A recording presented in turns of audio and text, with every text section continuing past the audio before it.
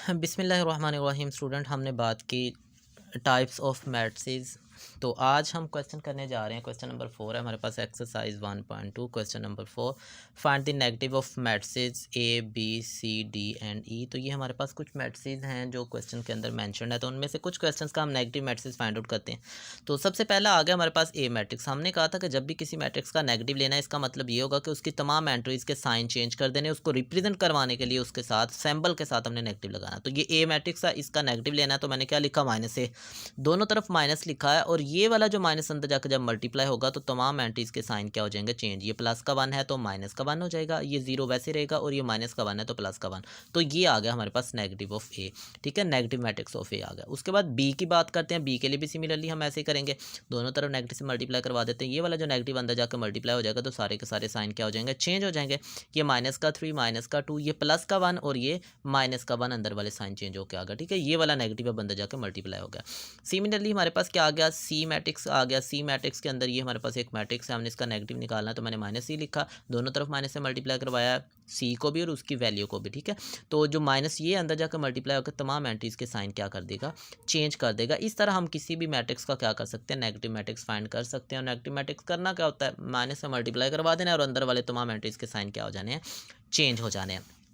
Next है हमारे पास question number 5, find the transpose of each of the following matrices. इनके ट्रांसपोजेस निकालें। तो सबसे पहले हमारे पास एक मैट्रिक्स है, एज एन एग्जांपल हम क्वेश्चन को ले रहे हैं।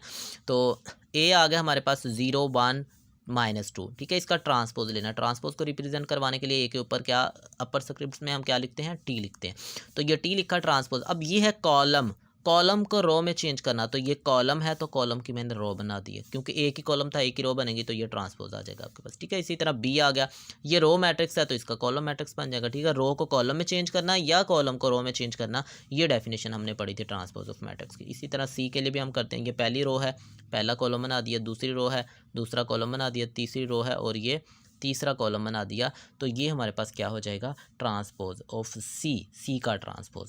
और लास्ट इसी एक्सरसाइज का लास्ट क्वेश्चन हमारे पास, verify that if A and B, ये ए और बी दो मैट्रिसेस हैं, देन ए ट्रांसपोज का ट्रांसपोज, यानी कि A double transpose is equal to A और B double transpose is equal to B. तो हम सबसे पहले ए ट्रांसपोज के वेरिफिकेशन पे बात करते हैं।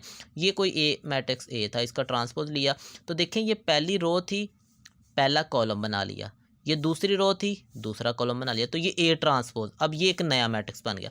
अब इस मैट्रिक्स का फिर दोबारा ट्रांसपोज लेते हैं, अगेन ट्रांसपोज अप्लाई किया तो ये वाली रो थी, तो देखिए कॉलम बन गया, ये वाली रो थी, कॉलम बन गया। जब हमने दूसरी बार ट्रांसपोज लिया तो गौर करें, ये वाला मैट्रिक्स और ये वाला मैट्रिक्स दोनों क्या है, आपस में सिमिलर है।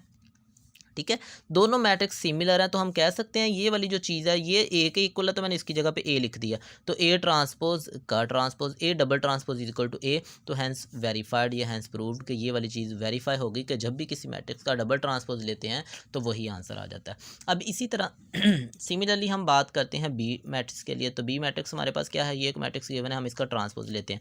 तो ये हमारे पास रो थी, हमने इसको कॉलम में चेंज किया, ये रो थी, हमने इसका कॉलम बना लिया। अब ये बी ट्रांसपोज आ गया। अब अगेन इस पर ट्रांसपोज अप्लाई करते हैं, तो फिर देखें ये रो थी, कॉलम बन गया, ये रो थी, कॉलम बन गया। तो अब गौर करें, ये वाला मैट्रिक्स और ये वाला मैट्रिक्स दोनों सिमिलर हैं। तो इसका मतलब जब भी डबल ट्रांसपोज लिया, इसकी जगह पे मैंने बी लिख दिया क्योंकि ये इसके इक्वल है, तो ये मैंने कह दिया कि ये बी के इक्वल है। B double transpose is equal to B, hence proved. ये हमने प्रूव कर दिया कि जब भी किसी मैट्रिक्स का डबल ट्रांसपोज लेते हैं तो अगेन वही मैट्रिक्स हमें मिल जाता है।